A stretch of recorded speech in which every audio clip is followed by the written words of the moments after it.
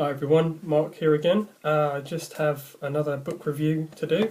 I've just done one for Hudson Taylor, and intriguingly, this guy, George Müller, had a lot to do with Hudson Taylor and supported him in his mission work. And I decided off the back of what I was reading about their correspondence to find out a bit more about this guy. And what I found out about him was fascinating, absolutely fascinating. And I ordered this biography, again, ordered it from Amazon. Just wanted to get a biography, some indication of this man's life.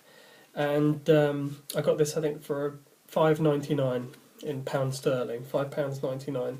And again, what can I say about this book and this guy? Truly, truly a man blessed by God. And like every book that I've reviewed so far, this one, I can't recommend it enough to you. And I was heartened straight away by something that I saw in the very beginning of the book. And it says here, you can see that, all scripture quotations are taken from the King James Version of the Holy Bible. That's the kind of book I want to read. I want to know about a man who took that book and preached and led using.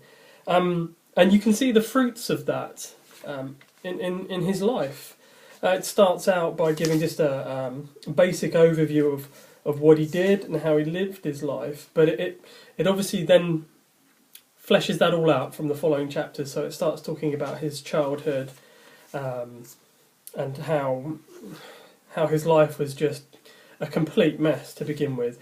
And again, like many books that I've got highlighted heavily, there are so many things in here that really speak to me as well. I used to be an atheist, and much in here sort of really sort of resonated with my own experiences. So just before or just after I'd converted. I mean, he writes here, for example, that deep in my heart I long to renounce this wretched life. I mean, again, another comment on this same page. Still, I felt no sorrow about offending God. He wasn't a Christian as such, but he was raised in a Christian sort of upbringing. But he never leaned in any way towards God whatsoever. And, he sort of, see, despite my sinful lifestyle and cold heart, God had mercy on me. And he became aware of how his life sort of was changing, and recognised what the problem really was. And it all panned out, I think, when he was invited into a Bible study. And it was just a real revelation to him, and it just really spoke to him. And then he says here, it began a work of grace in him. And it says here, even though I scarcely had any knowledge of who God truly was, that evening was the turning point in my life. And then he admits here, that it takes time. He said, now my life became very different. Although I did not give up every sin at once, I did give up my wicked companions, going to taverns and habitual lying. I read the scriptures, prayed often, loved the brethren, went to church with the right motives, and openly professed Christ, although my fellow students laughed at me.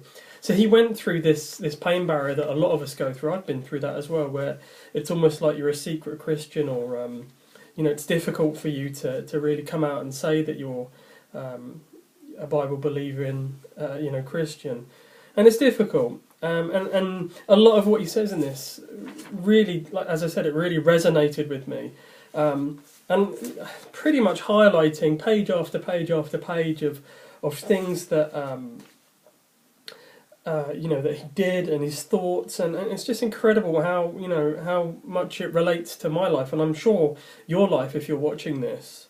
And again, he mentions here, I could read quote after quote after quote in this book. It says here, I had once fully served Satan, but now, drawn by the love of Christ, I was willing to suffer affliction for the sake of Jesus. Just absolutely fascinating stuff. I would recommend, if you buy this book, that you have a highlighter to hand, because you're going to just, as I said, notes and post-it notes and all sorts of stuff that you're gonna want to have to hand, because you will read this and you will be struck by how much it relates to your own life. And as I said, you'll be highlighting it, you'll be making notes, and it will challenge you. this book really begun to challenge me, and I started to take a closer look at my own life, especially my prayer life. And this really revolutionised my prayer life. I'm not kidding. This book was a real eye-opener about how to pray, in what way to pray, and also the simple act of recording it as well. I mentioned in I think my first video here that I keep a prayer journal. So I have my Bible here, King James Bible, and I have these notes that are a record of prayer, almost like a diary. So I'm making notes of what I pray for, and how it gets answered. Not whether it gets answered, but how it gets answered. And again, a lot of that was due to this book, and you'll find when you read through this, and what I really like about this book is it does read like a diary. So, there are dates, and his personal comments, and a lot of it's heartrending, a lot of it's reassuring. But what I really like about this is that there's just so much continuously proved prayer.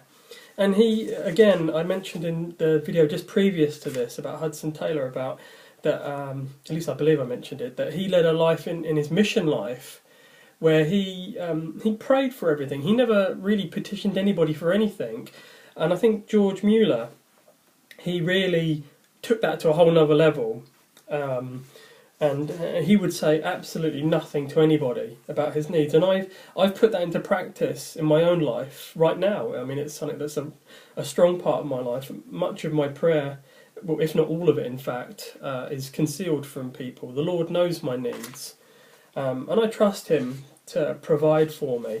And a lot of those lessons were learned reading books like this. To get a real idea of just how to really take forward your prayer life. And that's primarily why I recommend this book. And not only is this guy, he had a fascinating life. His conversion was amazing, considering his background. When you read this, you're thinking, how did this happen? And then what he does with that as well, because he goes on to found a large orphanage in Bristol, in England, that ends up catering for thousands of children, and he shares the gospel that way.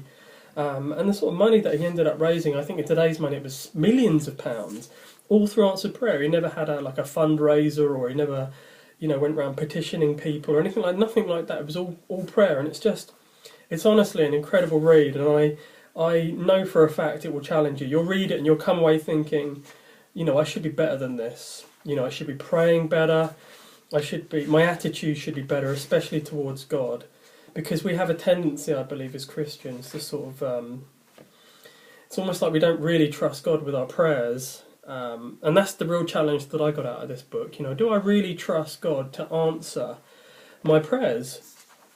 And the real honest answer was not really, before I read this.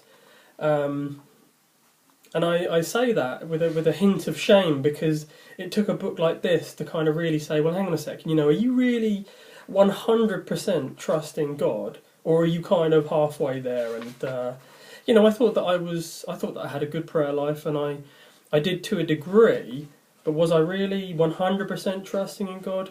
Not really sure, to be honest with you. And after I read this, I thought I have to really take this to the next level. Like I said, it really revolutionised my prayer life, especially keeping notes of my prayer, because as I mentioned, I think in part 1 or part 2 of my first videos that I put on here, prior to that, it's easy to forget the small prayers that you pray for without really making a note of them, and then being able to thank God for them. We're so busy occupied with all our bigger problems that we often forget the little things, and it's often the little things that make all the difference. So just want to leave that thought with you guys on that. But yeah, I mean, this book, again, it's such a real blessing to read. And again, even in his later life, he still had trouble, he still had problems, but he just gave it up to God. I mean, I'm looking at the very end of the book here, and he sort of says, my soul is at peace, although only a little money has come in. Satan tries to shake my confidence and lead me to question whether I had been mistaken concerning this whole matter. And this was at the very end of his life, really. He was still facing attacks and spiritual warfare, and you know, question marks raised even by himself. And you read about that struggle with him, but he always comes through, he always prevails, and he's never sort of down in the dumps. He's often kind of, I guess, forced down to his knees, but that's where you need to be, right? So, yeah, and again, he just mentions in this same passage that I'm reading here, the Lord can change your circumstances instantly. I continue, therefore, to wait upon God. So he, you know, he comes to this realization quickly about how to sort of work with God, and it's just fascinating. It's just so fascinating. And I think that when he departed this world, we really lost a real saint, and I think the world became a poorer place for it. I really do. And I just strongly recommend that if you're watching this video again, you know, I mean, I'm recommending every book that I have here at the moment, but they're all really good. And this one, an autobiography, there are probably lots of them, and I'm probably going to get another one. But I like this one, the autobiography of George Müller by, who wrote this? It's produced by Whitaker House, and I think, actually it doesn't even say who wrote this, which is alarming. Mass market edition. Incredible. Doesn't actually say, but it's by a Whitaker House publishing house. Well, I guess the point is it's mostly written by him. So I'm assuming if you can find an autobiography like this, that's the cover, as long as it's got a lot of his diary entries in it. So again, if it's in that format, you'll be able to read his very words. And see him go through exactly the same problems that you're going through. He wasn't raised like a perfect Christian and then just went straight into preaching and had everything handed to him. You know, he started out in a sinful, difficult life, most assuredly hellbound. Absolutely, if you read about, you know, what he was up to. And then he was saved, and what he did after that, it's just incredible, and it's really reassuring, especially to a sinner like me. You know, I'm saved now, and I'm really challenged by this book to just do more, to do better. Not good works, but in trusting in God. And I love this book. It's a really great book. It really takes pride of place on my bookshelf, and I recommend it to you. So, Autobiography of George Müller. If you haven't got it, you really should get it. I recommend it, and read up about this guy. There's a number of videos on YouTube. There's one called The Robber of the Cruel Streets back in 2005, and there's a few documentaries about him. Go and watch them. You'll be blessed for it, honestly. I believe that firmly, and it will galvanise you to find out more about this man, and you should. So I hope you guys like that. Let me know your thoughts. Thanks very much. Bye.